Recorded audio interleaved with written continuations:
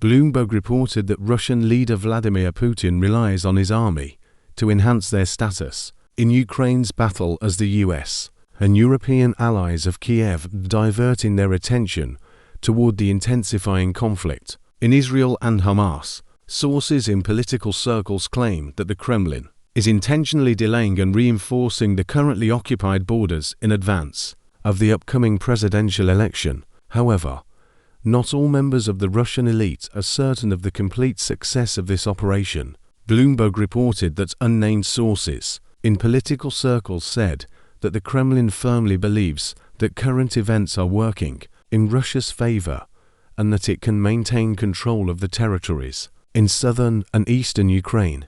They added that Moscow is intentionally stalling as Putin prepares for the upcoming presidential elections next spring. The goal of this plan is to take control of land and reinforce currently held borders. As neither faction has achieved a clear victory, Putin has growing assurance that the Russian troops in the mission will withstand another winter, while the American and European supporters of Kiev shift their focus towards the escalating Israel-Hamas altercation. The aim of this plan is to wait for weariness with the conflict to grow in the US and Europe, with the expectation that it will eventually push Western leaders to push Kiev towards an agreement. After holding discussions with Chinese leader Xi Jinping last week in Beijing, Putin journeyed to Rostov-on-Don to participate in a briefing with Army Chief of General Staff Valery Gerasimov at the military base in the south. Russian forces are attempting to advance in multiple zones with intense fighting.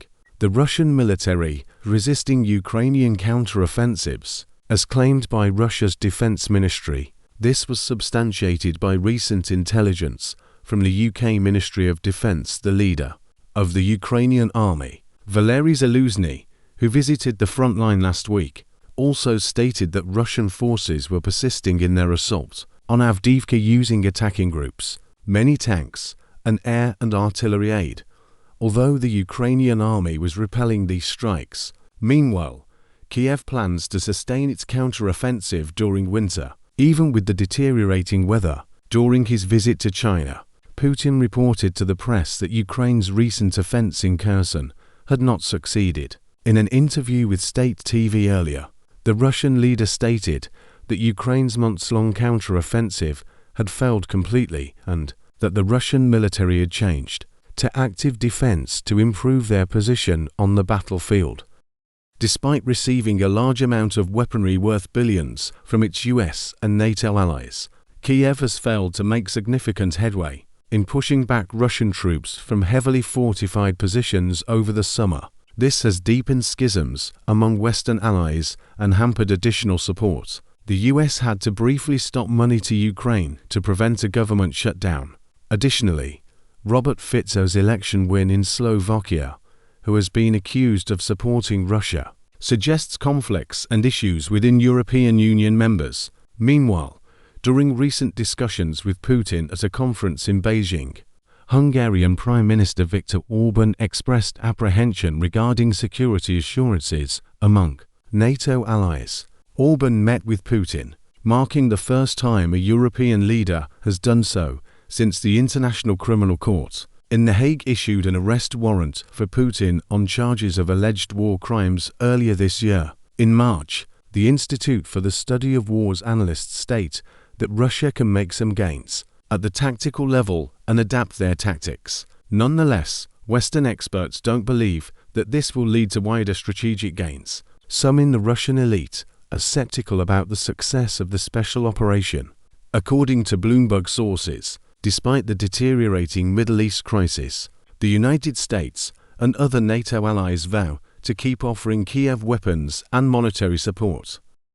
Kiev confirms that Ukrainian troops will persist with their counter-offensive, including in the strategically critical town of Bakhmut. As per Volodymyr Zelensky's recent phone chat with German Chancellor Olaf Scholz, Russian troops are struggling with severe losses due to their actions. Zelensky thanked US President Joe Biden during another phone call for providing Ukraine with long-range ATACMS missiles. These missiles were used for the first time last week to launch strikes behind the front line. However, During an interview with France TV channel, Zelensky acknowledged the possibility that the recent violence in Israel and the Gaza Strip could shift the international community's attention away from Ukraine's issues.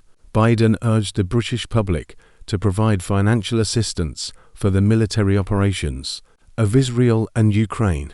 Moreover, he highlighted that Hamas and Putin are a danger to democracy. The US government is planning to ask Parliament to approve an additional £42 billion to support Kiev. Russian Foreign Minister Sergei Lavrov recently met with North Korean leader Kim Jong-un and declined to address US claims of munitions deliveries from Pyongyang.